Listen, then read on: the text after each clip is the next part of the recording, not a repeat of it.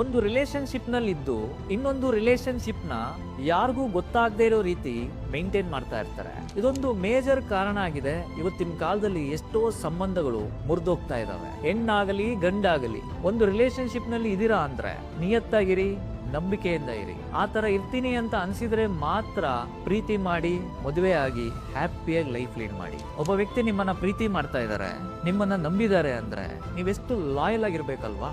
ಅವ್ರ ಮುಂದೆನೆ ಇದ್ದು ಬೇರೆಯವ್ರಿಗೆ ಕಾಲ್ ಮೆಸೇಜ್ ಮಾಡ್ತಾ ಇರ್ತೀರಾ. ಒಂದ್ ವೇಳೆ ಕೇಳಿದ್ರೆ ನನ್ ಮೇಲೆ ನಂಬಿಕೆ ಇಲ್ವಾ, ನನ್ ಮೇಲೆನ ಡೌಟಾ ಅಂತೇಳಿ ನಿಯತ್ತಾಗಿರೋ ತರ ನಾಟಕ ಮಾಡ್ತೀರಾ. ನೀವು ಅನ್ಕೊಳ್ತಾ ಇರ್ಬೋದು ಯಾರಿಗೂ ಗೊತ್ತಾಗೋದಿಲ್ಲ ಅಂತ. ನಿಮ್ ಕ್ಯಾರೆಕ್ಟರ್ ಏನು, ನೀವೇನು ಅಂತೇಳಿ ನಿಮಗ್ ಗೊತ್ತಾಗ್ತಾ ಇದೆ ಅಲ್ವಾ.